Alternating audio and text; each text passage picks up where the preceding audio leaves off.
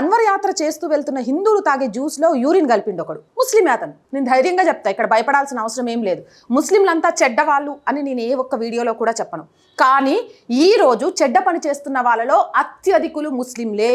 అలాగే మా మతాన్ని మేము ఎంత గౌరవిస్తామో ఇతరుల మతాన్ని ధర్మాన్ని కూడా అంతే గౌరవించాలనే భావనను కలగజేయడమే నాకు ముఖ్యం. ఇక ఎడారి మతాలు ఆ మతాలను విస్తరించుకోవడం కోసం కులాల వ్యవస్థను ఇంకా చీల్చి చెందాడుతుంటే కొంతమంది అంబేద్కర్ సిద్ధాంతమని మరికొంతమంది మను సిద్ధాంతమని దానికి ఆజ్యం పోస్తున్నారు. అసలు వాస్తవాలను తెలుసుకోండి.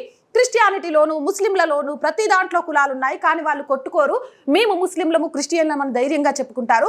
అదేవిధంగా హిందువులు కూడా ఎంత కులచిచ్చు పెట్టాలని చూసినా కులాలను చూడకండి, మేము హిందువులమని మాత్రమే పాకులాడండి, అప్పుడు మాత్రమే మనం మన మనుగడను సాధించుకోగలమని ఎన్నోసార్లు చెప్పాం, వినలేదు. పెద్ద పెద్ద జావిద్ హబీబు అలాంటి పార్లర్ల నుంచి గ్రామాలలో కూడా సెలూన్ షాపులు వెలిసి అక్కడున్న అన్నల పొట్టు కొట్టే పరిస్థితికి వచ్చింది.